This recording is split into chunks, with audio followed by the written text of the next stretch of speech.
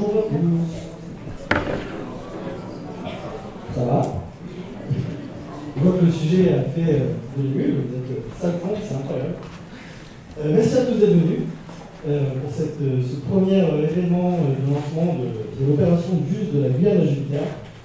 Je suppose que vous savez que demain il y a une sonde qui part beaucoup. Effectivement, et dans ce cadre-là, il y a plusieurs centaines de chercheurs qui sont venus en Guyane, qui sont en Guyane actuellement. Et on a réussi, grâce aussi à ces chercheurs, qu'on a monté cette opération qui est en fait une grande tournée de culture scientifique avec des animations en grand public, des animations auprès des scolaires, des interventions auprès de différents professionnels et un programme que je vais vous montrer sans rentrer dans le détail. Mais voilà, aujourd'hui, vous avez peut-être participé aux animations. C'était les premières fois que l'on les animait avec des chercheurs. Il y en a certains, ils sont arrivés à 14h40 à l'aéroport, ils étaient à 16h à Lyon en train de faire des animations. Incroyable. Et bravo, merci.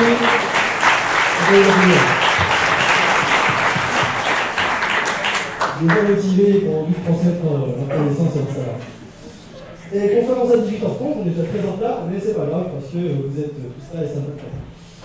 Donc, cycle de conférences et d'animation. Je ne vais pas vous le détailler, ça devrait être longtemps, on est déjà en retard. Donc, globalement, on est à Réunion aujourd'hui. On est les 2-3 prochains jours à Paris, pour le lancement et pour des animations grand public au marché et au parvis de la médiathèque. Il y aura également une conférence à Sinamari par Romain Modolo, une conférence à Kourou par Raphaël Terraca sur la science-fiction et les fake news dans la littérature et le cinéma. La fiction, quelle est la part de vérité dans les fictions, vaste sujet. Le dimanche, on sera à Cacao sur le deuxième marché, le marché aux fruits et légumes à droite, pour faire des animations grand public. Pour les plus intéressés, on fera des lancers de fusées à eau. Donc les petits sont contents, mais les grands aussi, parce que moi aussi je me suis amusé quand j'ai appris à en faire. Le lundi 17 avril, le Café des Sciences. Ce fois-ci, le Café des Sciences est évidemment sur l'astronomie, avec une conférence par Arnaud Boutonnet sur la trajectoire que va prendre la sonde pour arriver jusqu'à Jupiter. Je ne vais pas trop en dire, parce qu'Inès va développer juste après ce propos. Mardi 18 avril, on aura une rencontre le matin au CROUS à l'Université de Guyane. On aura un forum étudiant, rencontre autour des métiers du spatial, principalement pour les étudiants et les lycéens. Mais si vous êtes intéressés, on aura une dizaine de chercheurs qui seront là pour répondre à vos questions et parler de leur métier. Donc n'hésitez pas à venir. Le soir, il y aura au cinéma Eldorado, présenté par le Zonta International, un ciné-débat Femmes en sciences, avec une diffusion du film des Figures de l'ombre. Et enfin, on finira notre itinérance sur l'Oyapock à Saint-Georges, où il y aura évidemment des animations avec les scolaires, une conférence en portugais chez Modestine, une exploration du système solaire, pourquoi envoyer des fusées depuis la Guyane, à 18h, et également des animations scolaires à Canopy, ainsi qu'une conférence parlant de Westinghouse, quoi de neuf dans le cosmos, parlant un petit peu de l'actualité, de l'astronomie. Voilà pour la programmation, et il y aura également des interventions qui ne sont pas grand public, qui sont par exemple à l'ISP, sur la formation des futurs professeurs en avenir, et parmi tant d'autres choses. Voilà l'équipe. Globalement, tout ce qu'on a ici, c'est tous des chercheurs qui sont venus de métropole, qui sont réveillés hier ou aujourd'hui. Et après, il y a la canopée des sciences, le rectorat et Guyane Astronomie. Et on peut également voir l'ensemble des partenaires juste ici. Le CNES, l'ESA évidemment, la région, la canopée, Guyane Astronomie. Vous les voyez tous ici. Je ne parlerai pas de tous vous les lycées. Voilà. Je vais donner le micro à Inès. Oui. Qui va vous parler. Ah, c'est Laurence. Laurence qui est présidente de Guyane Astronomie. Voilà, je vais donner le micro.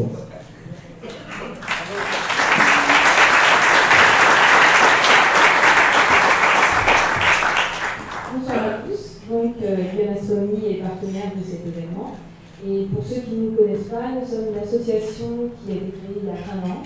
Et notre but, en fait, c'est de faire de la vulgarisation scientifique par rapport à tout ce qui touche à l'astronomie, mais aussi animer un club astro, c'est-à-dire qu'en fait, dans nos adhérents, nous avons des astronomes amateurs et nous sommes là pour les aider à les ateliers pour le choix du matériel. On organise aussi pour les non-adhérents, donc pour tout le public, des soirées d'observation, comme on a pu faire l'année dernière en juillet, des observations publiques sur des places. On va encore en organiser cette année. L'année dernière, nous avons fait la journée d'astronomie au Port d'Aimant. C'est un événement que l'on compte reproduire encore cette année.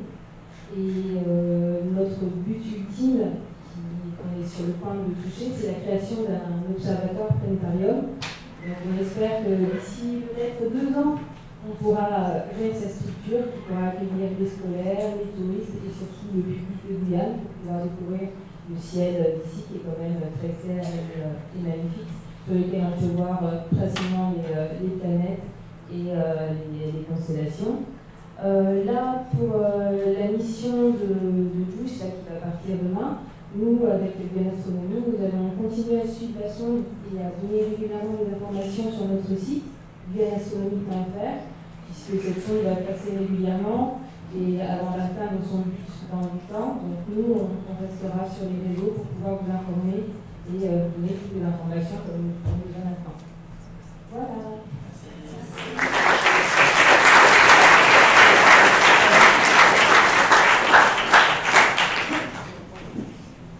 Bonsoir à tous. D'abord, vous remercier. Alain Cyril, dans la Télé des Sciences. C'est un vrai plaisir d'avoir une salle aussi grande. Donc, pour vous dire, nous sommes heureux de recevoir une délégation de scientifiques dans nos missions qui sont de promouvoir et de transporter les sciences sur tous les publics de Guyane et sur l'ensemble du territoire. Je ne serai pas plus long pour laisser la parole à Thomas, encore vous dire merci. Soyez nombreux à suivre l'ensemble du programme. J'espère bien que quelques-uns d'entre vous se retrouveront à Kourou, à Saint-Marie, voire même à Saint-Georges pour partager avec vous tous. Merci encore.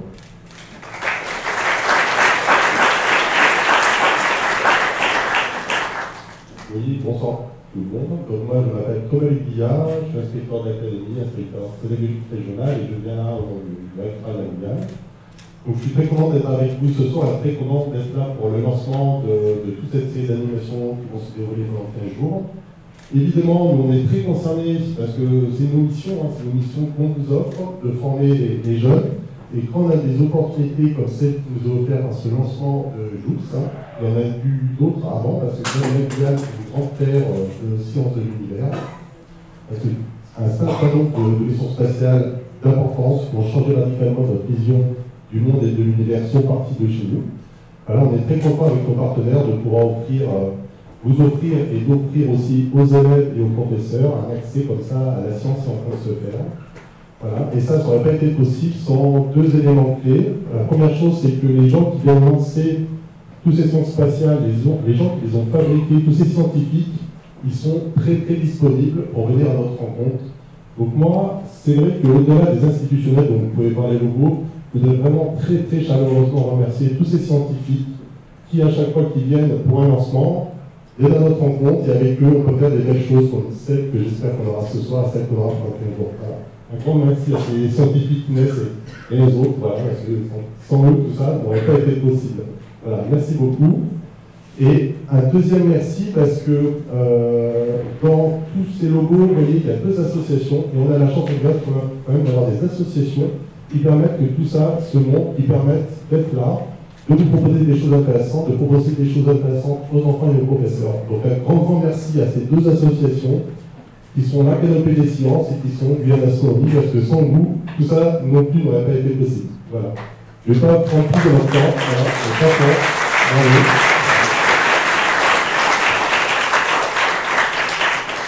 voilà, donc on a fait un bon programme, c'est le lancement, profitez bien et profitez de tout le reste, c'est une très bonne soirée. Merci.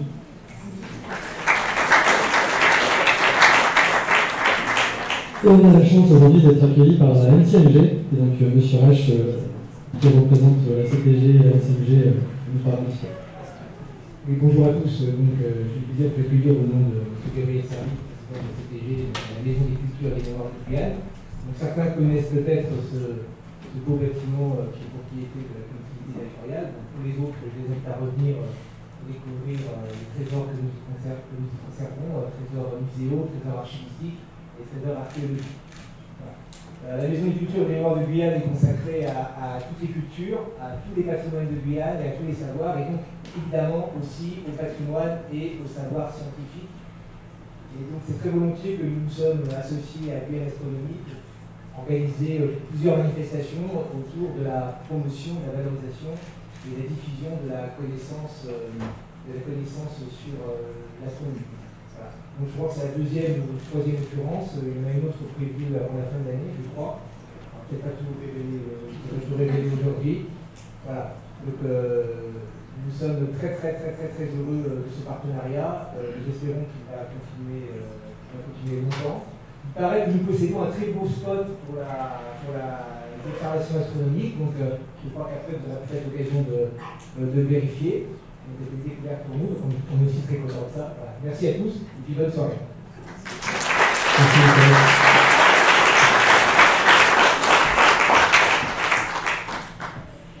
Merci à tous d'avoir pris part à cette parole. Et vous l'attendiez, elle est ici, notre conférencière. Vous étiez venu pour ça, n'est-ce pas? Donc Inès Belkacem, chercheuse en planétologie à l'ESA, donc l'Agence spatiale européenne, et spécialiste des surfaces glacées du système solaire. Alors ça en jette. Donc je laisse la parole à Inès pour la conférence et merci à tous d'être encore présents.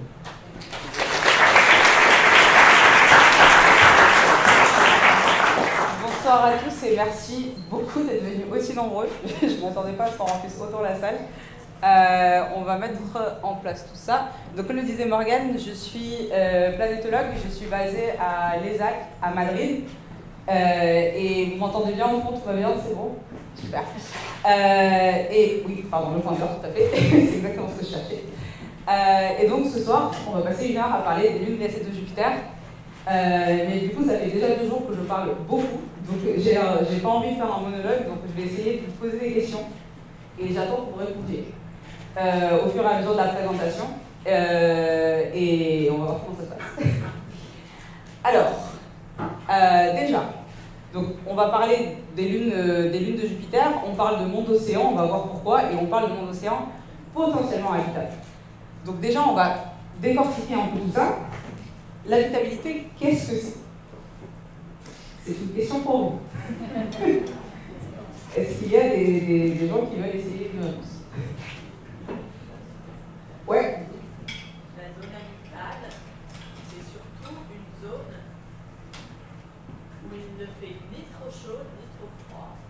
Très bien. Dans notre système solaire, la zone entre la Terre et Mars. Exactement. La zone habitable, en général, donc on le définit dans le système solaire, mais en fait on le définit autour d'une étoile quelconque, c'est l'intervalle de distance à laquelle il fait ni trop chaud ni trop froid pour avoir de l'eau liquide potentiellement à la surface d'un corps.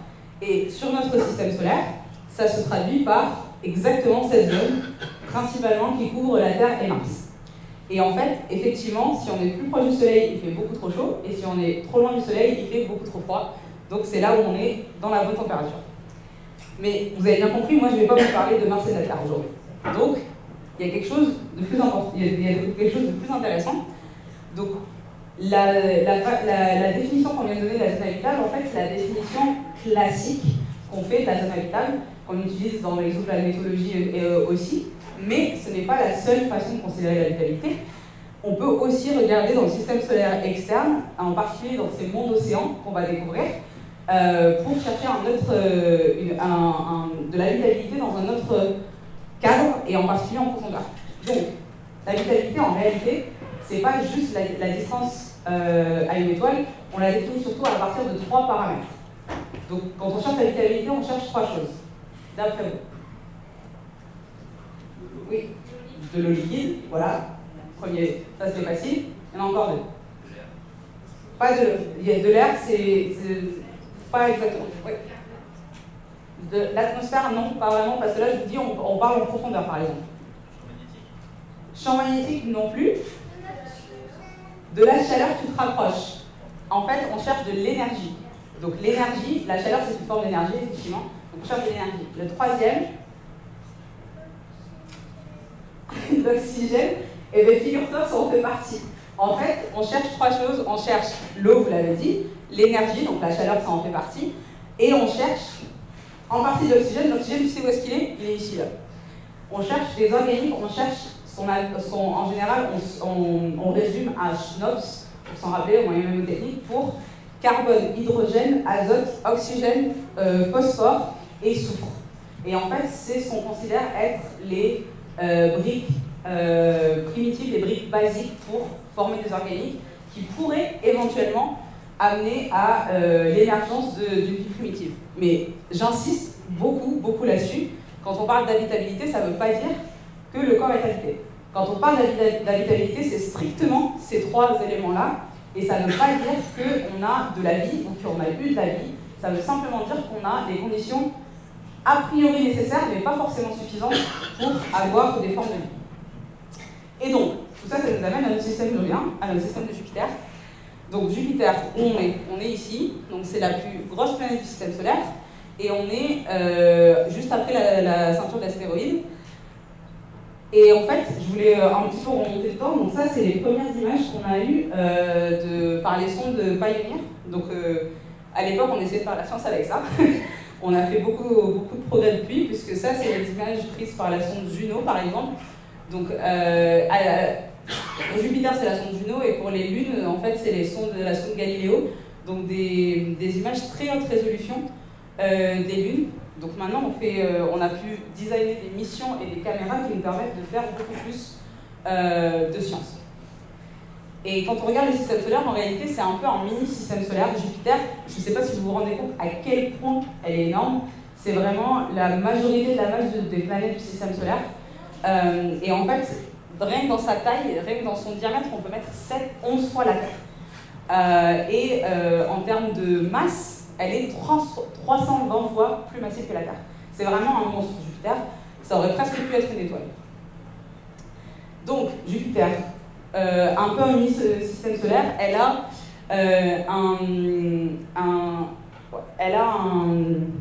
un point particulier, c'est que c'est un environnement qui est particulièrement hostile.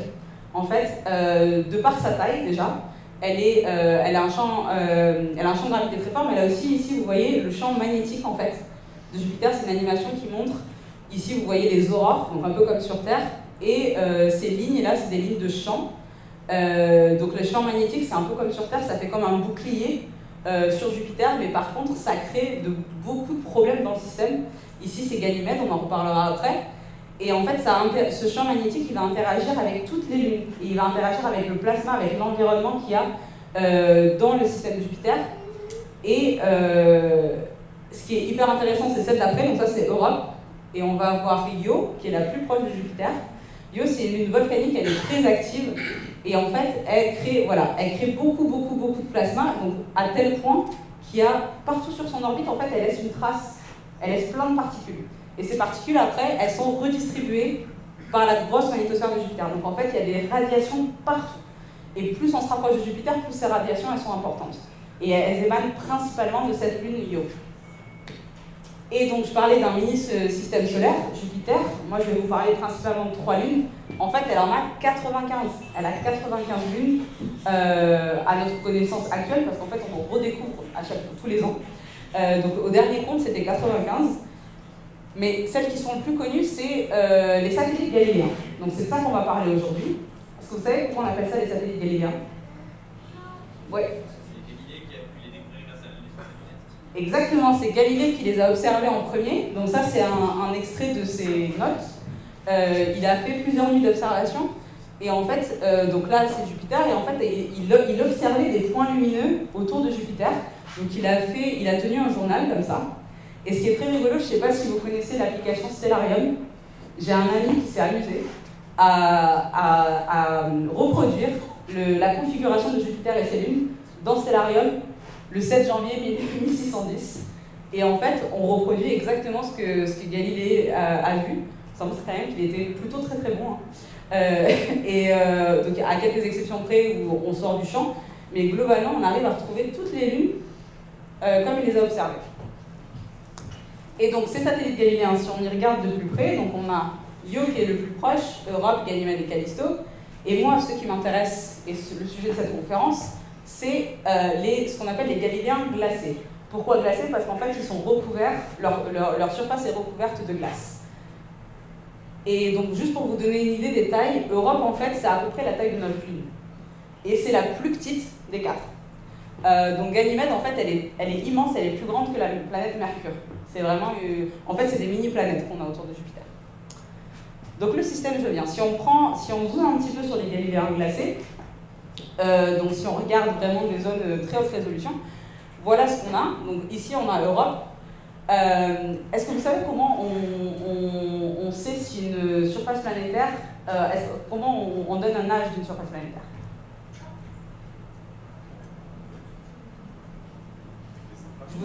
Avec les impacts de cratères, exactement. Et donc, j'allais dire ça vous donne un indice parce que j'ai déjà mis en plus la flèche pour l'âge. Mais donc ici, vous avez Europe qui est la plus proche des trois de Jupiter. Donc Europe, en fait, si vous regardez ici, il y a très très peu de cratères. Sur Europe, il y a vraiment, on peut les compter, c'est une poignée. Il y a très peu de cratères, c'est une surface qui est très jeune, donc. Et on pense que c'est parce qu'elle est active, donc il y a eu du resurfaçage, qu'il y a toujours du resurfaçage. Et donc, c'est là où il y a le plus d'activité. Donc, plus on est proche de Jupiter, plus on a une surface qui est jeune, et plus on a une activité qui est forte. Ici, on a, à l'autre bout, on a Callisto. Donc, Callisto, vous voyez, elle est recouverte entièrement de cratères. En fait, elle est ce qu'on appelle la saturation, elle est aussi loin qu'on peut la dater, et en fait, elle est complètement inactive. Il y a tellement de cratères qu'en fait, on ne peut plus les compter parce qu'il y a des cratères dans des cratères dans des cratères. Oui. C'est quoi ce que vous appelez activité? C'est l'activité géologique ou... Activité géologique, oui, effectivement. Donc j'en parlerai après. je détaillerai un petit peu sur Europe après, mais effectivement, c'est activité géologique. Je ne veux pas dire tectonique parce que c'est pas de la tectonique des plaques qu'on a sur ces lunes, mais effectivement de l'activité qui change l'aspect de la surface, en gros. Et donc Callisto, très cratérisée, très âgée, et Ganymède, en fait, elle est un peu entre les deux. On a des zones qui vont être très cratérisées, très âgées, très sombres, et des zones qui vont être beaucoup plus claires, beaucoup plus resurfacées. Mais en fait, on ne sait pas trop si elle est encore active, Ganymède. On sait qu'elle a été active récemment parce qu'il y a ces zones resurfacées, mais on ne sait pas si elle est encore active. Et donc, le point de départ de ça, là on a regardé en surface, si on essaie de regarder un peu à l'intérieur de ces lunes, voilà à quoi ça ressemble, et ça ne vous aura pas échappé, sur les trois, on a de l'eau. On a de l'eau liquide, mais pas en surface, en profondeur. D'où cette idée d'extension de la zone habitable à des endroits auxquels on n'avait pas forcément pensé avant. Et donc, on peut se poser la question, est-ce qu'elles sont habitables? Et est-ce que c'est aussi simple que ça? Donc, rappelez-vous des trois critères qu'on cherche pour l'habitabilité, et ce qu'on va faire, c'est qu'on va regarder chaque lune, l'une après l'autre. Voilà, du coup, je me suis spoilée toute seule. Et donc, on va chercher l'eau, l'énergie et cette chimie particulière sur les trois, et en se rappelant toujours, habitabilité n'est pas habité. Donc, on va commencer plus loin de Jupiter, Callisto. Donc, j'ai un peu spoilé la fin, parce que je vous ai dit que Callisto, elle est complètement inactive, donc en réalité, il n'y a pas d'activité. C'est le plus vieux de tous les satellites galiléens, mais en réalité, c'est même une des surfaces de tout le système solaire qui est la plus âgée. Et ce qui est rigolo, c'est que, bon, du coup, il n'y a pas d'activité, mais il y a quand même des petits effets, en fait, saisonniers. Donc là, ça, c'est une photo très haute résolution à très basse illumination de Callisto. Et en fait, tous ces petits bouts-là qu'on voit, c'est des restes de cratères qui ont été complètement érodés. Et les dépôts brillants qu'on voit, c'est de la glace, en fait. C'est du givre qui s'est déposé en altitude sur ces restes de cratères. Donc il n'y a pas d'activité géologique, mais il y a quand même des effets saisonniers, il y a quand même des redépositions de givre. Et ce qui est rigolo avec Callisto aussi, c'est qu'il y a des... Donc, en général, Callisto, tout le monde s'en fiche un peu, alors qu'en fait, il y a quand même des trucs hyper intéressants. Et en particulier, il y a cette structure qui s'appelle le cratère Valhalla, et qui est en fait une des plus grandes structures, c'est le plus grand cratère multiannulaire de tout le système solaire. Donc la partie centrale déjà, qui est très brillante, elle fait 360 km, mais tout le cratère avec ses différents anneau, il fait quasiment 2000 km. En fait, c'est la moitié d'un hémisphère. C'est quelque chose d'assez incroyable. Et donc, si on fait notre petit check d'habitabilité sur Callisto, on a effectivement de l'eau en profondeur. Par contre, on n'a plus d'énergie du tout, elle n'est plus du tout active. Et la chimie intéressante, a priori, c'est très peu probable. Donc, on passe à la prochaine, Ganymède. Donc, je vous ai dit, Ganymède, elle est la plus grosse lune du système solaire et elle est même plus grande que la planète Mercure. Donc, elle est déjà assez intéressante. Elle a cette combinaison de différents types de terrains. Et la question qu'on se pose, du coup, c'est... Donc, cette combinaison de différents types de terrains, on sait qu'elle a été active récemment, on ne sait pas si elle est active aujourd'hui. Ça, c'est des choses qu'on va essayer d'établir avec les prochaines missions. En termes de chimie, maintenant. Donc, si on regarde un peu plus à l'intérieur, on a vu qu'il y avait un océan d'eau liquide. On n'a pas parlé de ce qu'il y avait autour. Donc, on a notre croûte de glace, on a notre océan, et en fait, ici, on a plusieurs couches de glace à haute pression qui existent dans le cœur de Ganymède, ce qui fait que le manteau rocheux, ici, il est séparé de l'océan liquide par cette glace. Donc on pourrait penser que c'est complètement hermétique et qu'en fait, il n'y a aucune chance d'avoir de chimie intéressante à Ganymède, mais il y a des études qui ont montré qu'il peut y avoir en fait des échanges à travers la glace et qui pourraient constituer en fait une chimie intéressante du point de vue de Schnops et du point de vue de l'habitabilité, un peu par analogie avec les fonds océaniques terrestres, où on a ces échanges entre le manteau et l'océan. Mais ce qui rend Ganymède vraiment très intéressante, c'est que c'est la seule lune du système solaire à avoir son propre champ magnétique. Elle a un champ magnétique interne, et ça non plus, on ne sait pas trop pourquoi. On ne l'a jamais observé sur une autre lune, il y a très peu de planètes qui ont des champs magnétiques, mais elle a son propre champ magnétique, et ce qui est rigolo, c'est que ça interagit avec le champ magnétique beaucoup plus grand de Jupiter, dont je vous ai parlé tout à l'heure, qui est très puissant. Donc ça crée un environnement très particulier au niveau de... Je crois qu'il y a une animation... Non, il n'y a pas d'animation, pardon. Donc ça crée vraiment un environnement très particulier. On va avoir des aurores sur Ganymède comme sur Jupiter et comme sur Terre, parce qu'en fait on va avoir ce bouclier magnétique qui va aussi être autour de Ganymède, qui fait que comme sur Terre on n'a pas de radiation qui arrive au niveau des latitudes équatoriales, et on a les aurores qui précipitent au niveau des pôles, et bien en fait c'est Ganymède, c'est exactement la même chose qui se passe. Sauf que les pôles ils sont un peu bas par rapport à la Terre. Et on voit ces pôles justement qui sont là et qui sont très différents du reste de la planète, et c'est pareil de la Lune, et en fait c'est la seule Lune qui est comme ça. Et donc encore une fois, si on reprend notre petit check d'habitabilité, ici on a établi l'eau, mais sur l'énergie on n'est pas trop sûr, et sur la chimie on n'est pas trop sûr. Donc Ganymède, potentiel bon candidat, mais pas forcément le meilleur candidat. Et vous me voyez bien, on arrive sur Europe, qui est la dernière. Donc Europe, c'est le meilleur candidat qu'on a dans le système jovien pour l'habitabilité. Pourquoi? Parce que on a cette couche d'eau, on a ce contact direct entre l'océan et le manteau rocheux qui nous permet de dire que potentiellement on pourrait avoir des choses intéressantes qui se passent dans les fonds océaniques. Et on sait qu'elle est très active. Ça, on l'a observé avec les missions passées, on l'a observé même avec des télescopes depuis la Terre ou depuis l'espace. Et donc, comment ça se traduit? Donc, j'en arrive finalement à la question sur le type d'activité. Comment ça se traduit sur Europe? En fait, on a ce qu'on appelle du cryovolcanisme. Donc, c'est vraiment, ça ressemble un petit peu à ça. Donc, ça peut être du volcanisme explosif ou du volcanisme un peu plus visqueux, un peu comme des dorsales océaniques. Et en fait, donc, par analogie avec la Terre, c'est du volcanisme comme sur Terre, sauf au lieu du magma, c'est de l'eau ou de la glace ramollie qui s'évacue donc par des fractures en fait à la surface. Et on va avoir ce genre de structure qui, donc avec une fracture en fait au centre, et vous voyez bien que cette partie-là, en fait, elle est très très lisse par rapport au reste. Et en fait, c'est vraiment des restes d'éruption, de cryo-éruption. Et ensuite, on a ce type de structure. Donc ça s'appelle un chaos. C'est comme un champ d'iceberg figé dans la glace. Donc en fait, ça montre qu'il y a potentiellement eu du mouvement par le passé. Et ici, on a ce qu'on appelle des lenticulae. En fait, c'est juste un mot un peu barbare pour dire qu'on a des trous et des bosses qui traduisent qu'il y a quelque chose qui se passe en fait sous la surface et potentiellement du liquide, quelque chose qui n'est pas solide.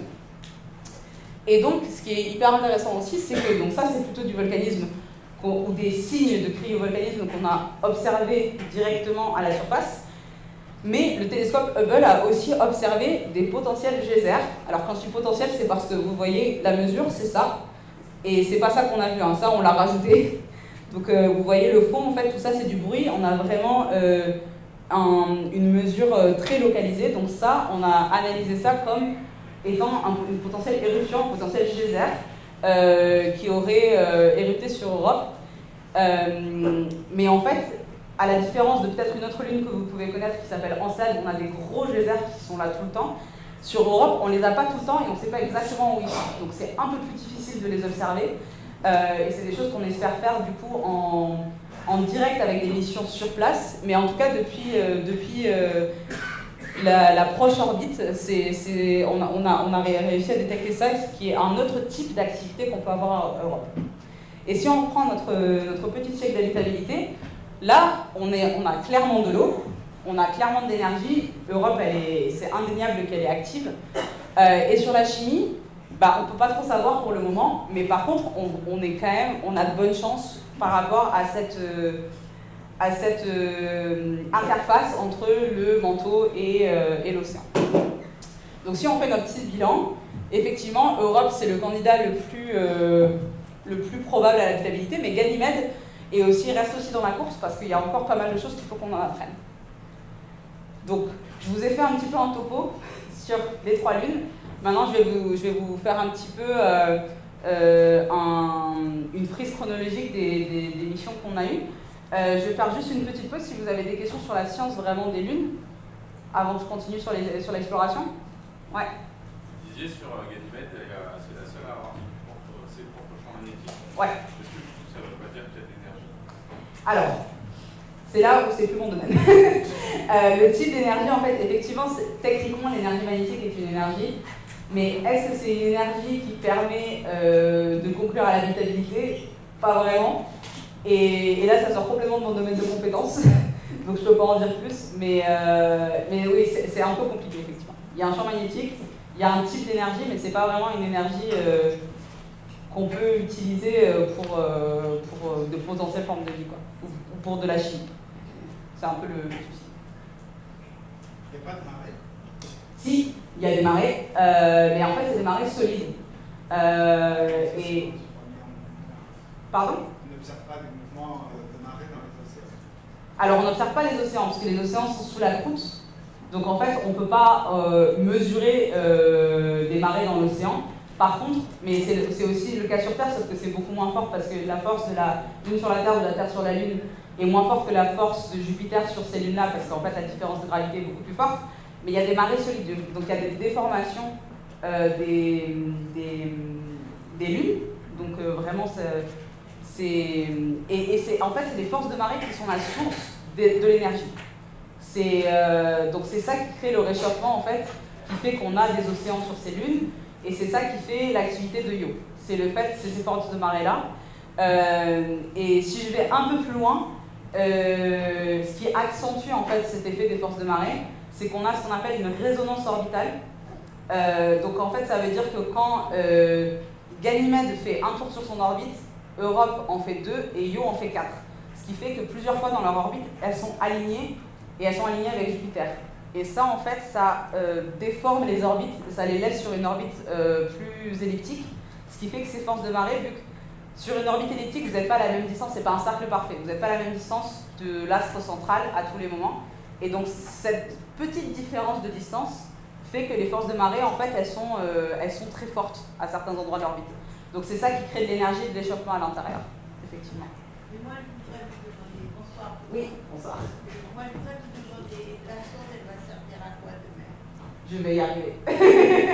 C'est la partie exploration. Donc très bonne transition. Alors, l'exploration. Donc déjà, si on fait le bilan des Galiléens, donc on a dit Europe, principal candidat pour l'habitabilité, Ganymède, lune unique à bien des égards, et Callisto, elle a beau ne pas être active, en fait, c'est un des corps les plus vieux de notre système solaire. Elle a été témoin de toute l'histoire de notre système solaire. Donc, ça place ces 3 lunes au centre de l'exploration. Donc, effectivement, on a JUICE qu'on va lancer demain, mais on a aussi Europa Clipper de la NASA qui sera lancé l'année prochaine et qui sera consacré à Europe. Donc, si on fait un petit tour de toutes les missions qui ont vu le système jonien, on a toutes ces missions-là depuis Pioneer jusqu'à JUICE en 2031. Ce qu'il faut savoir, c'est que la plupart de ces missions, elles ne se sont pas arrêtées au système de Jupiter.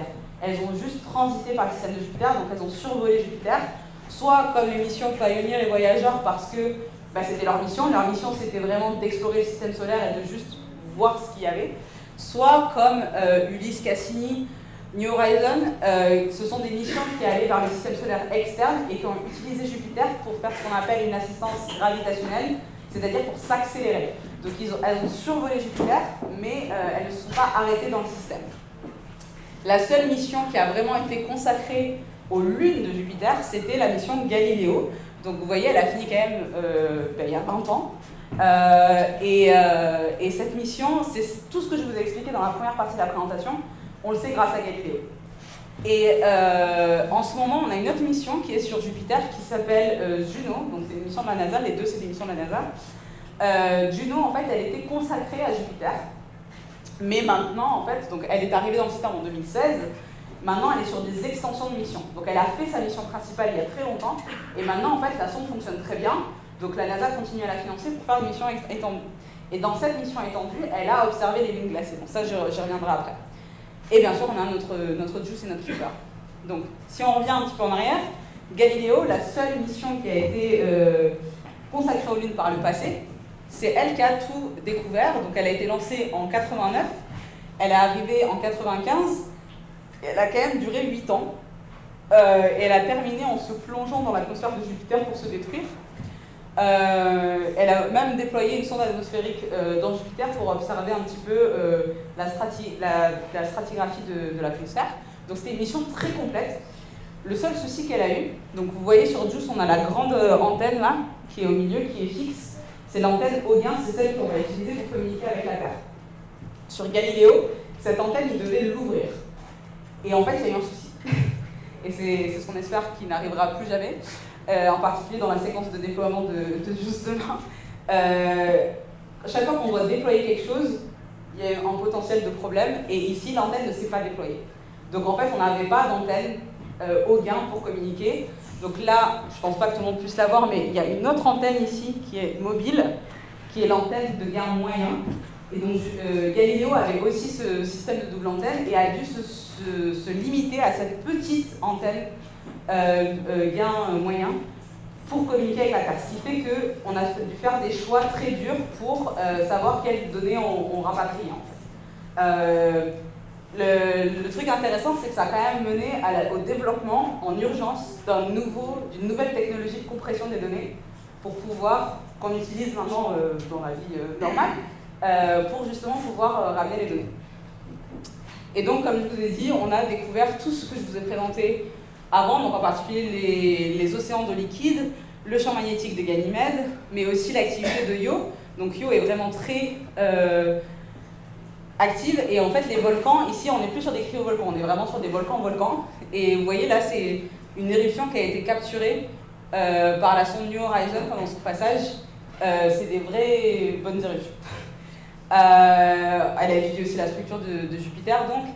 Et elle a fait quelques autres trucs très sympas. Je vais essayer de passer vite parce qu'on a encore pas mal d'émissions à voir.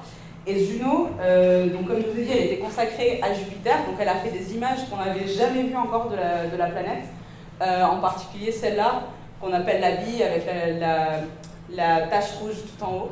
Mais elle a pris des images vraiment assez incroyables. Je vous invite à aller sur la galerie de la NASA. Et donc, ici, vous voyez, en fait, jusqu'ici, elle était dans sa mission primaire. Donc, ça veut dire que ça, c'était la mission pour laquelle elle a été envoyée, en gros. Et ensuite, petit à petit, ils ont rajouté 2 orbites, ils se sont rapprochés des lunes, et ils ont notamment survolé Ganymède, Europe et Io. Ce qui nous a donné ces superbes images de Ganymède et Europe qui ont été prises dans les dernières années. et qui nous permettent en fait de préparer les missions qui vont arriver, parce qu'en fait celle-là on ne comptait pas dessus, la mission n'a pas été envoyée pour voir les lunes, donc c'est vraiment de la science bonus en fait. Et on y arrive à la mission, à quoi ça sert, Adios, pourquoi on est là. Donc la mission qu'on va lancer demain, mais qui va n'arriver qu'en 2031. Donc à quoi ça sert? Justement, on a plusieurs questions scientifiques à explorer, à la fois sur les lunes et sur Jupiter. Donc on n'envoie pas une mission sur Jupiter tous les 4 matins, donc quand on le fait, on met autant d'instruments qu'on peut et on essaie de faire beaucoup de sciences en même temps. Donc on va étudier l'environnement de Jupiter, donc je vous ai parlé de Io notamment, mais on a aussi, donc c'est ce qui est représenté ici, comment le plasma de Io impacte le reste de en termes de radiation, le reste du système, comment l'atmosphère de Jupiter est structurée, comment elle peut évoluer. On va étudier de façon assez précise ce qu'on appelle les mondes océans, donc Europe, Ganymède et Callisto. On va faire des survols, on va faire 2 survols, enfin j'y viendrai après, je suis en avance, mais on va faire plusieurs survols des lunes et on va essayer de comprendre, de les caractériser, de comprendre comment elles ont évolué, en fait un peu leur histoire. On a 3 lunes différentes qui ont évolué de façon très différente et on essaie de comprendre pourquoi, et l'histoire un peu du système de Jupiter qui est complètement liée à l'histoire de notre système solaire dans son ensemble. La question de l'habitabilité, bien sûr, elle est au centre de la mission avec les lunes glacées. Et on va étudier Ganymède, donc je vous ai dit à quel point elle était unique. En fait, on va se mettre en orbite autour de Ganymède pendant 9 mois et on va pouvoir l'étudier en profondeur. On va pouvoir vraiment la cartographier, etc. Et ça va être hyper intéressant et on n'aura jamais fait une étude aussi poussée en fait sur une seule lune comme ça. Et aussi, voilà, ça c'est un point que je n'avais pas encore abordé. Ce qui est assez intéressant avec JUICE, c'est qu'on veut étudier le système de Jupiter en tant que système de Jupiter, c'est-à-dire pour comprendre comment il fonctionne, comprendre l'histoire de notre système solaire, savoir si on a de l'habitabilité sur les lunes, mais on veut aussi se servir de la mission pour mieux comprendre les mondes extrasolaires. Donc vous avez peut-être entendu parler d'exoplanètes, on en a découvert des milliers, et en fait il y en a beaucoup qui ressemblent à Jupiter.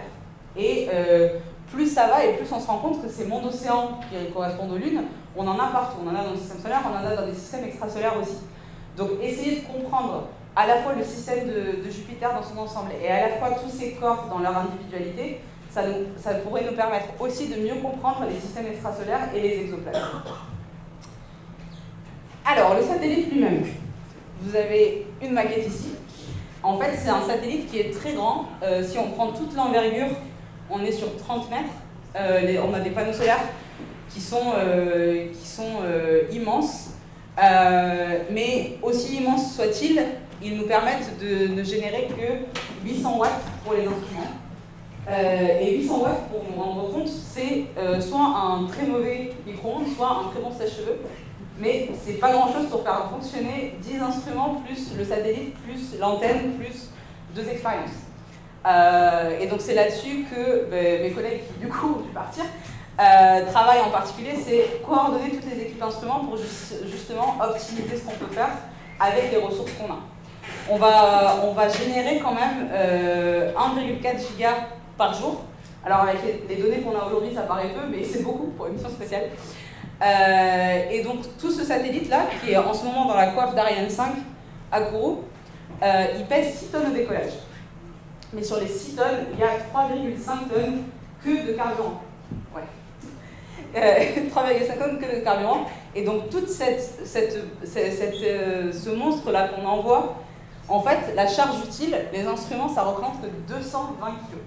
220 kg sur 6 tonnes, c'est les instruments scientifiques. Tout le reste, c'est la carcasse qui nous y emmène, comment communiquer, comment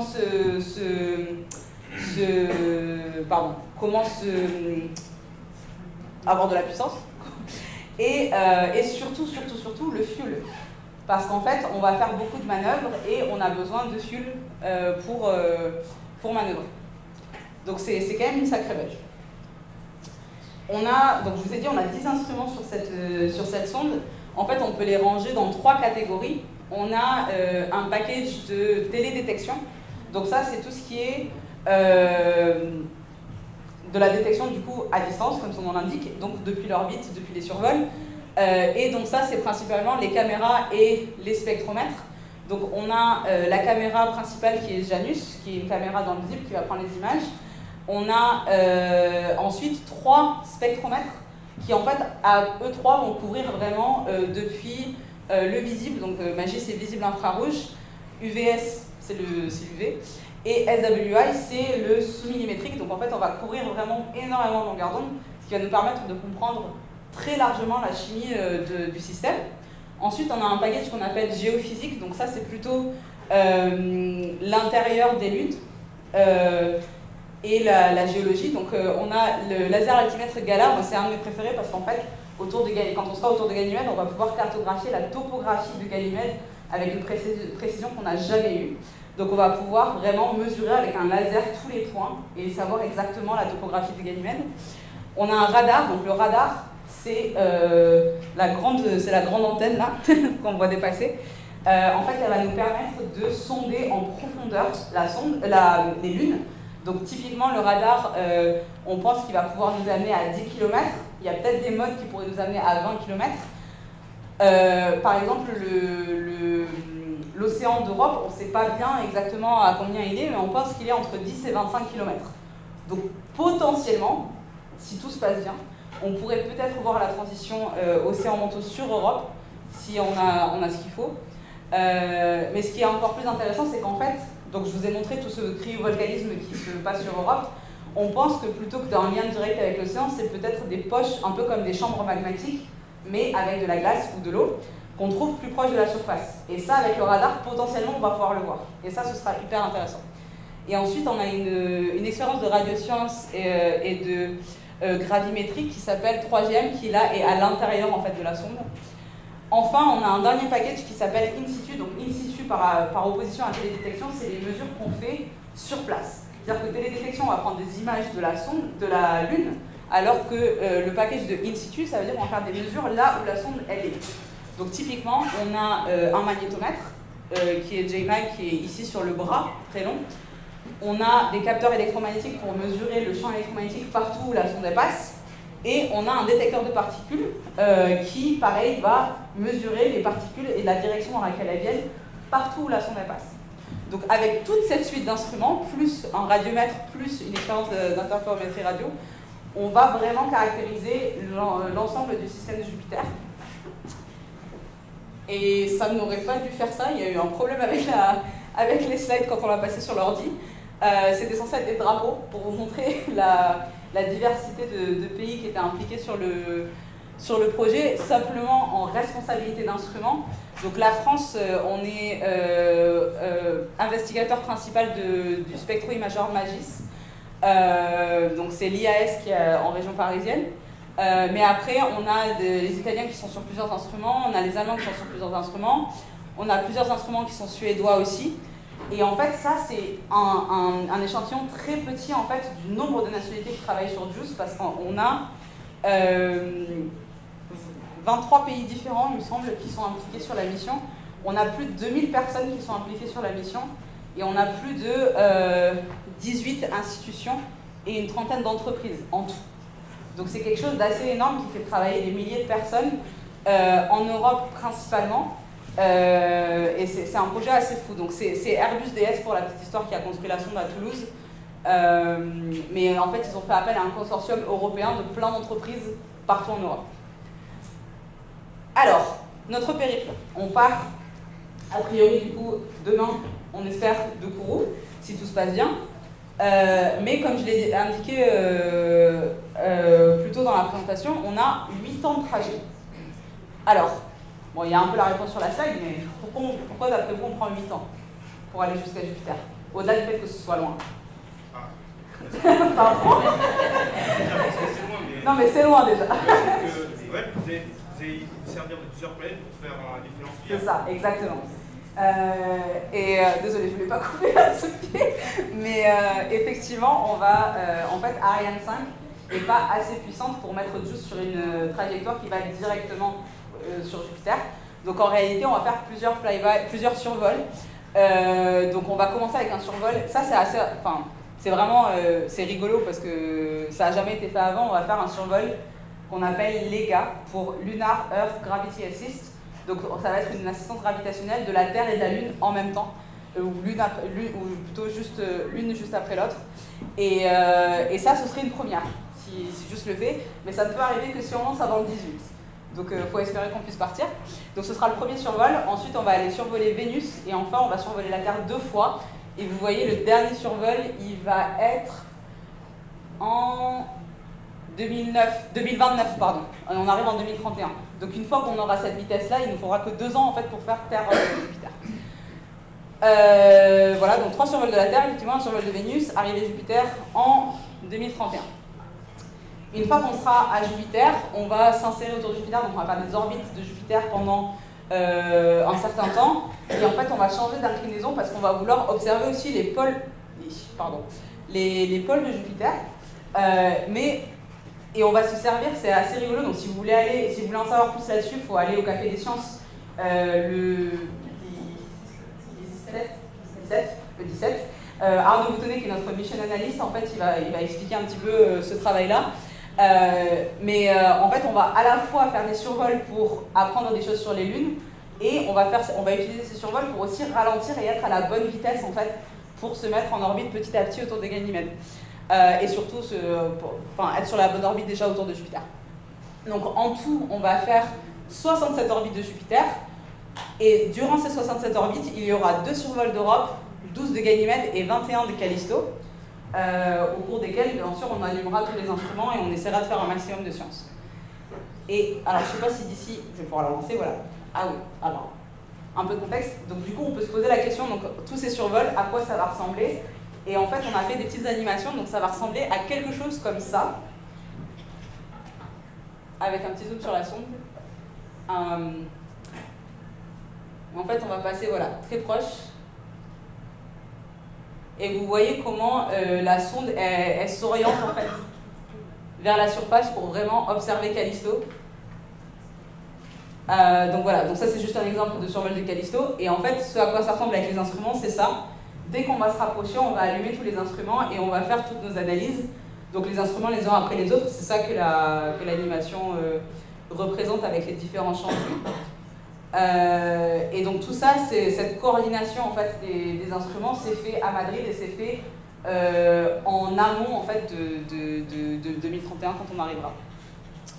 Ensuite, et ça va être la fin de la mission, on va se mettre en orbite autour de Ganymède pendant 9 mois. Donc c'est là où on va vraiment pouvoir caractériser Ganymède dans son ensemble. On va faire une phase où on va être à 5000 km, on va descendre à 500, et, alors ça c'est un peu bonus, donc en fonction du lancement, de comment se passent les assistances gravitationnelles, de tout, et de combien de fuel il nous reste à la fin de la mission, il se peut qu'on pourrait étendre la mission au-delà de notre orbite de 500 et descendre à 200 km de Ganymède.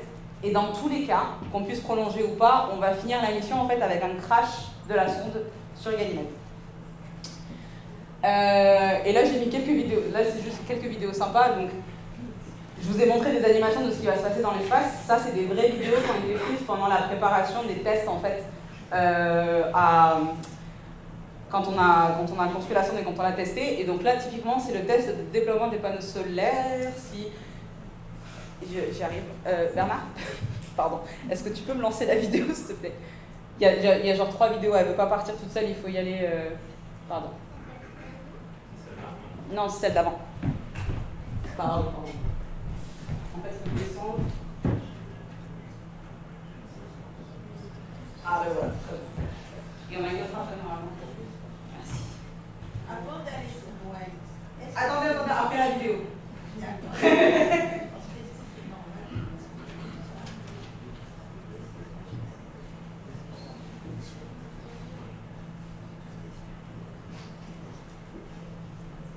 Observez bien la vidéo, je vais vous demander s'il y a un truc spécial que vous remarquez. Il y a une autre vidéo derrière.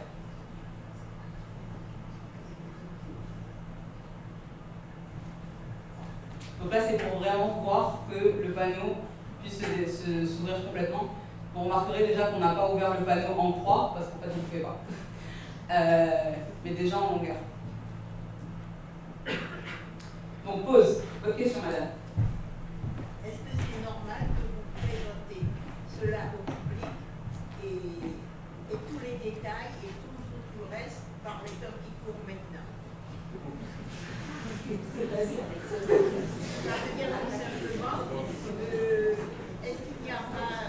danger au brûlage? Ah non. Est-ce que c'est militaire? Non. Est-ce que c'est médical? Non. C'est curiosité scientifique? Alors c'est de la science, et la science c'est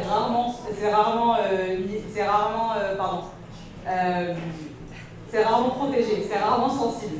Quand on fait de la science, c'est en général c'est le dernier niveau de sécurité. Donc tout ce que je présente, évidemment, c'est public.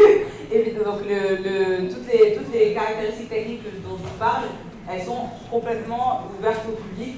Quand on fait de la science, c'est aussi le sens de ma présentation aujourd'hui, et c'est le sens de l'événement sur 2 semaines. On veut que le public il se saisisse de ces missions, évidemment, et on veut que le public il s'intéresse à ces missions et qu'il aille chercher les informations. Donc absolument, il n'y a rien il n'y a pas de risque d'espionnage dans le sens où je ne vous ai pas donné la sonde et je ne vous ai pas laissé l'ouvrir, en fait. Donc tout ça, c'est vraiment des choses qui sont absolument... Alors du coup, je vous ai dit de regarder la vidéo avec attention et de voir si vous remarquez quelque chose. Deuxième vidéo, si tu peux m'aider. Super, merci. Donc ça, c'est le déploiement du grand bras du magnétomètre qui est derrière ici, qui descend très bas avec le magnétomètre et des capteurs électromagnétiques. Donc chaque fois qu'il y a des déploiements, c'est hyper critique dans la mission en fait. Donc ça va être fait dans les jours qui suivent le lancement, dans l'espace. Ah, il y a quelqu'un qui a remarqué quelque chose. Il y a des ballons. Alors, il y a des ballons. Vous avez remarqué ici, il y avait des ballons. Sur l'autre, il y avait des câbles. Ouais. Pourquoi on a des câbles et des ballons quand on fait ces tests de déploiement? Ouais. Réponse collective qui est toute juste. Effectivement, sur Terre, on essaye de faire des tests avant de voler, mais on ne peut pas reproduire l'espace complètement, et en particulier, on ne peut pas se défaire de la gravité terrestre. Donc la façon qu'on a trouvé de faire ça, c'est d'utiliser des câbles et des ballons pour contrecarrer en fait la gravité et se mettre dans les conditions les plus proches de ce qu'on aura dans l'espace. Ah ouais, ça c'est un autre test rigolo qui n'apporte pas grand chose, mais c'est pour vous montrer le genre de choses qu'on fait subir aux instruments et aux sondes avant de les envoyer. Je trouve rigolo. Donc c'est le test de l'antenne Auguin. Donc en fait, chaque sous-système, ils sont testés individuellement et ensuite ils sont testés sur la sonde. Et donc tout ça, on le fait. Donc les tests en vibration, c'est en particulier pour le lancement. Pour le lancement, il va y avoir beaucoup de vibrations. Et il faut être sûr que la sonde elle survive déjà le lancement avant de faire quoi que ce soit d'autre.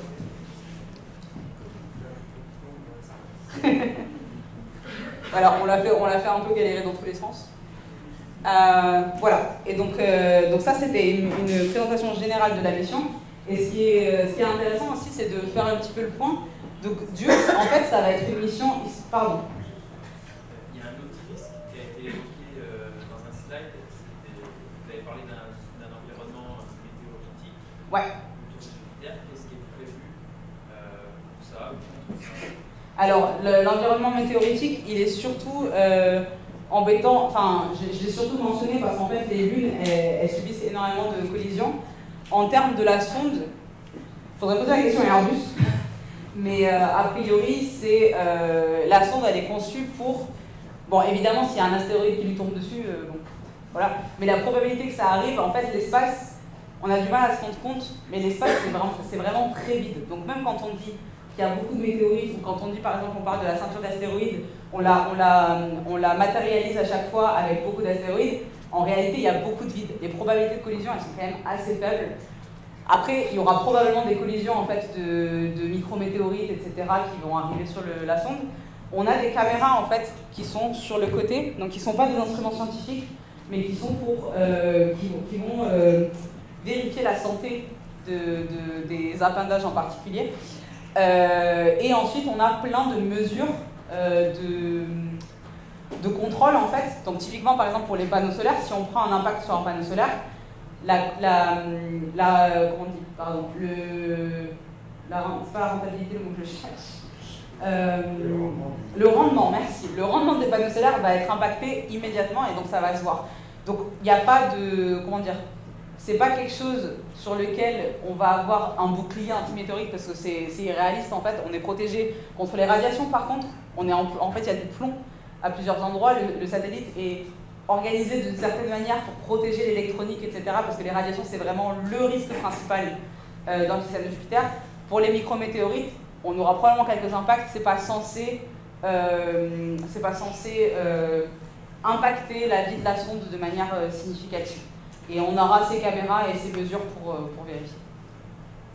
Justement, par rapport au rendement des panneaux solaires, puisque Jupiter est plus loin du Soleil, le rendement va être bien moindre. Est-ce que quelle était la décision de faire ça plutôt que de mettre des voyageurs et de l'énergie atomique? Parce qu'en Europe, on ne lance pas avec de l'énergie atomique. La décision, elle est principalement politique, elle est un peu technologique. C'est-à-dire que en Europe, on ne lance pas, et en particulier de Kourou, on ne lance pas de charge nucléaire. En tout cas, à l'heure qu'il est, c'est la politique. Et en Europe, du coup, on n'a pas développé les RTG, donc ces piles nucléaires qui ont été développées aux États-Unis. Donc nous, on n'utilise pas ça. Donc quand on fait une mission comme ça, notre manière de gérer ça, c'est qu'on fait des panneaux solaires absolument géants pour essayer de ramasser le plus d'énergie possible. Et en fait, on optimise après au niveau de l'utilisation qu'on en fait. Ça ne veut pas dire que ça ne va pas changer, ça ne veut pas dire que si on fait des missions plus loin, on ne va pas potentiellement investir dans l'énergie nucléaire, mais à l'heure qu'il est, on ne lance pas avec des charges nucléaires en Europe. Oui.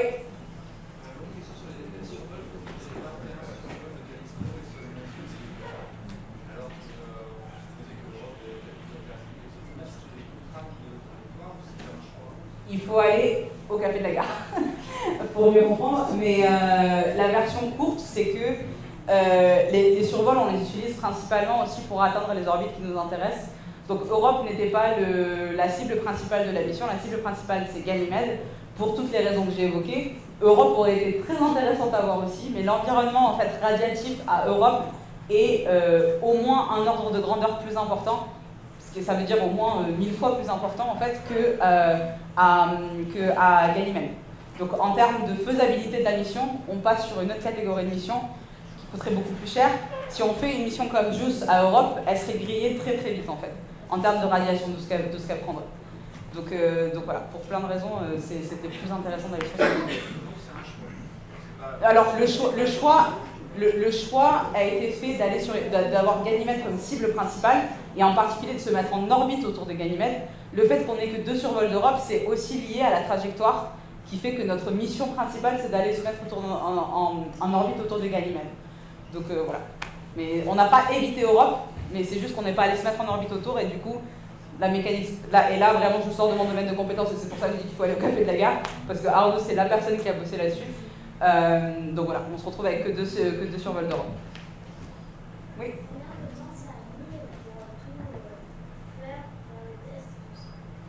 Alors, c'est une bonne question. Quand est-ce qu'on a commencé les tests? Je me souviens plus trop. La mission en tout, elle a pris, on est sur 13 ans, il me semble, depuis qu'elle a été acceptée, depuis qu'on a dit à l'ESA, ok, on y va, on fait la mission.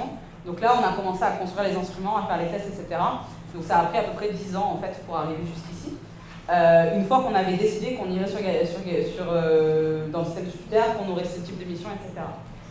Les tests là, ça fait quelques années déjà qu'Airbus est là-dessus, des tests finaux là, qui nous ont amenés aujourd'hui au lancement.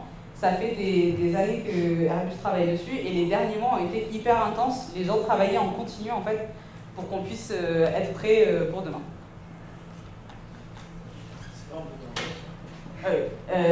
Alors du coup, c'est des professionnels. Ils ont plusieurs équipes, en fait, ils ont ramené du renfort. Ils ont ramené du renfort pour pouvoir tourner entre équipes et assurer en fait la stabilité.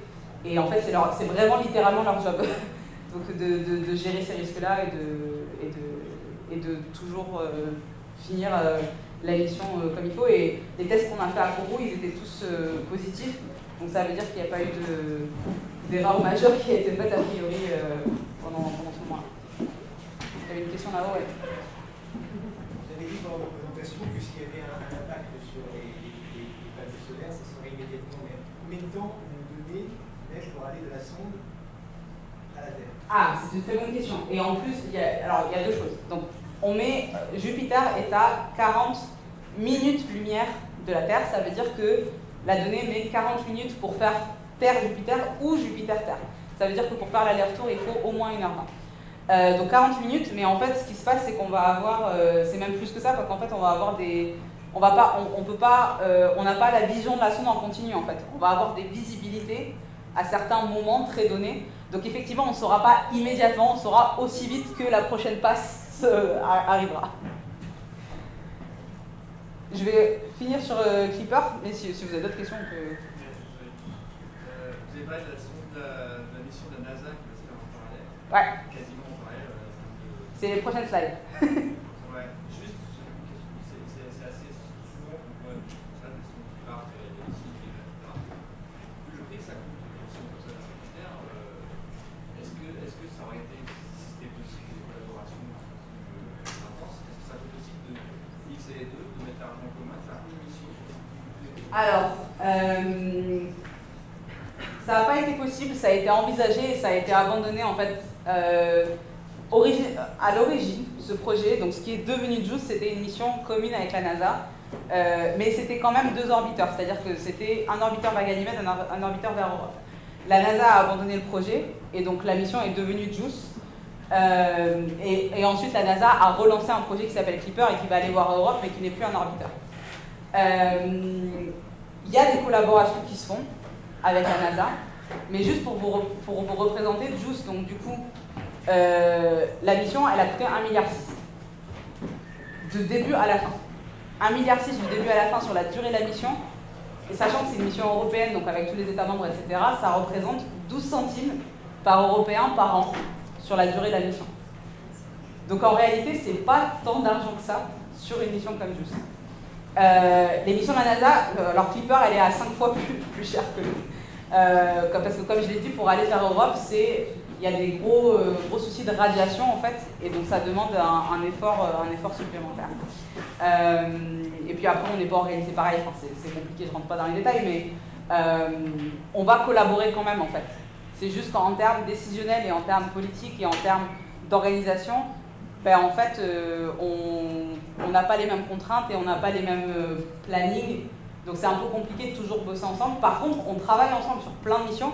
Et en l'occurrence, Clipper et JUICE, je vais vous montrer une animation tout à l'heure, quand on sera au système en même temps, on collabore ensemble. On travaille, elles ont un peu vécu toutes seules les 2 missions, mais maintenant qu'on arrive vraiment à la phase où on sait qu'on va être ensemble dans le système, ben, en fait on a commencé, tous les ans, en fait, on se rencontre, les équipes de JUICE et Clipper, pour travailler ensemble et pour voir comment on peut tirer le meilleur des 2 missions à Jupiter, pardon. Et il y aura plein d'opportunités assez sympas, comme par exemple, on a un moment où on a Clipper qui passe sur Europe, et moins de 4 heures après, on a JUICE qui passe aussi. Donc ça va nous permettre en fait plein de choses au niveau de la calibration des instruments. Observer des mesures au même endroit avec 2 sondes différentes, c'est hyper riche en termes scientifiques en fait. Donc on collabore quand même. C'est ça la réalité des choses. Oui. Mais parce que c'est difficile. Non seulement c'est difficile. Alors, pas pour cette mission-là, mais c'est envisagé pour les missions futures. C'est-à-dire que la réalité, c'est que pour se poser sur un objet, il faut quand même en savoir plus que ce qu'on en sait aujourd'hui de Ganymède. Comme je vous ai dit, on va faire la topographie de Ganymède. Aujourd'hui, on ne sait même pas à quel point on a des vallées qui sont basses ou des pics qui sont hauts, quoi. Donc, il faut beaucoup mieux connaître la planète avant de pouvoir envisager de se poser. Et il faut aussi savoir s'il y a un intérêt à se poser. Si on... À mon avis, il y en a un. Mais forcément, je suis scientifique, je pose plus de missions. Mais je pense que dans le futur, on va avoir un atterrisseur vers les lunes glacées. C'est très probable. Laquelle, c'est ça la question, parce qu'en fait, pour le coup, ça va coûter cher. Un atterrisseur, ça va coûter cher et ce ne serait pas rentré dans le budget de JUICE. Donc, il faut aussi voir à ce niveau-là et ce sera probablement une collaboration. Je finis juste la présentation et après, je prends le reste des questions, parce que justement, je voulais parler de Clipper. Donc, je vais passer sur les premières de JUICE. Mais la fameuse Europa Clipper, donc, qui va partir l'année prochaine et qui va arriver 1 an après nous. Donc elle est assez similaire en fait à JUICE en termes de poids, de masse, pardon. Elle fait 6 tonnes de décalage, pareil sur les carburants, mais ils ont un peu plus d'instruments scientifiques. Et elle sera entièrement dédiée à Europe, spécifiquement. Et on finira la mission à peu près pareil, donc on va vraiment être au système en même temps. Et ce que je voulais absolument vous montrer, c'était cette animation. Donc ça, c'est une animation. Donc en bleu, vous avez Clipper qui vient d'arriver dans le système. Et en orange, vous avez JUICE qui avait arrivé. Et là-haut, là, vous avez la chronologie. Donc là, c'est quand Clipper arrive, là, c'est quand Juice arrive, et ensuite Clipper finit et Juice finit. Et vous allez voir qu'en fait, on se suit un peu, voilà. Donc là, elle est arrivée, elle arrive très vite. Il faut qu'elle décélère un petit peu, ça prend un peu de temps. Mais il va y avoir plein d'opportunités, voilà, de travailler ensemble. Et ce qui serait assez intéressant, vous voyez que les fins de mission, en fait, elles sont relativement proches. Et on pense qu'il y a une chance qu'on puisse s'observer, que l'une puisse observer l'autre cracher dans Ganymède, parce que les deux fins de mission, ce sera un crash sur Ganymède. Et ça, ce sera assez cool à voir. Mais évidemment, c'est pas l'objectif premier, c'est pas du tout la priorité, mais ce serait cool. Et voilà, j'ai fini. Donc du coup, juste les petits trucs, les points importants de la présentation, c'est vraiment sur les 3 lunes. Donc elles sont toutes intéressantes à leur façon. Donc Europe, c'est vraiment le candidat principal pour l'habitabilité. Et rappelez-vous, habitabilité, différent d'habiter. Si vous vous rappelez une chose de cette conférence, rappelez-vous de ça quand vous verrez tous les articles sortir qui vous diront que Juice cherche la vie. Juice ne cherche pas la vie.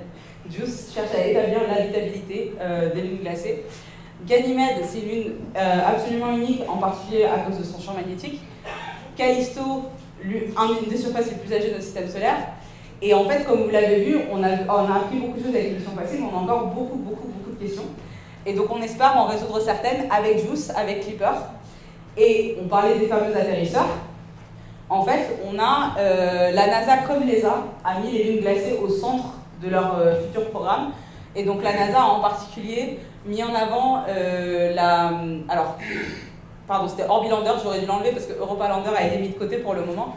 Mais Orbilander sur la lune Encelade de Saturne, donc ce serait un orbiteur qui irait se poser ensuite.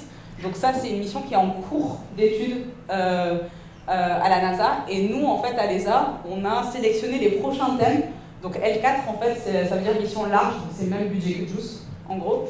Et il y en a une, donc le premier thème des 3 futurs L, ce sera les lunes glacées. On ne sait pas laquelle, c'est à la communauté scientifique de décider, c'est pas l'ESA qui décide.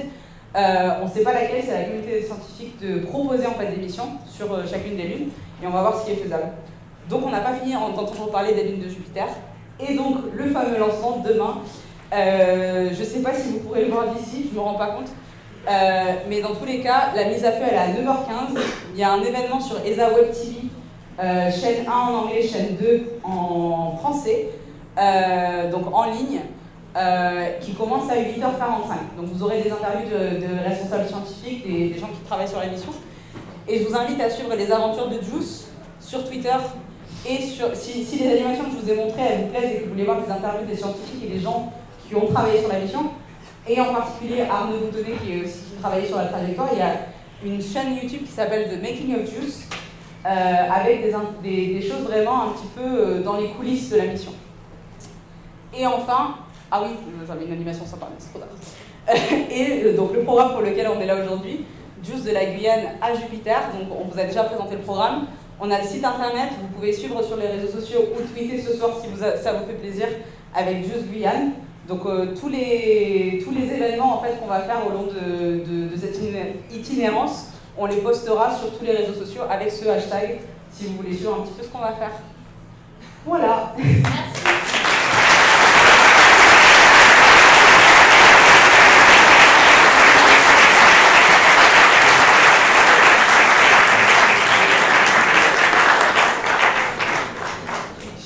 Je sais pas où est Morgane, si vous voulez passer directement aux observations ou si vous voulez continuer la discussion, je ne sais pas. Les observations sont en train de se faire, et le ciel sont en train de se couvrir.